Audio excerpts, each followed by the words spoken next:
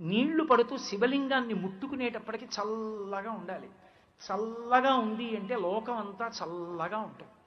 ఏమండి కొడుకు పుట్టలేదు, రుద్రాభిషేకం. కూతురికి పెళ్ళవలేదు, రుద్రాభిషేకం. ఏమంటే ఏమిటో ఇంట్లో దిగులుగా ఉంటుంది, రుద్రాభిషేకం చేయించుకోండి. అన్నిటికీ రుద్రాభిషేకమే.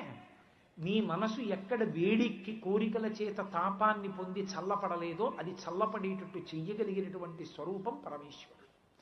ఆయన చల్లబడితే నువ్వు చల్లబడతావు. అందుకే శివలింగానికి అభిషేకం చెయ్యండి అంటారు. అభిషేకం చెయ్యడం కన్నా గొప్పదేదో తెలుసా?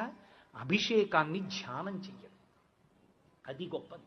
అందుకే ధ్యాయేత్ ఈప్సిత సిద్ధయే, అది ధ్యానం చేసిన వాళ్ళకి కోరిక తీరుతుంది. ఎందుకు అభిషేకం చేస్తున్నావు అన్న దాని మీద నీకు ఒక ఆలోచన ఉండాలి. చంద్రబింబంలోంచి పడుతున్న అమృతధారలతో తడిసిపోయినటువంటి బ్రహ్మాండము శివలింగ స్వరూపమైతే, ఇదిగో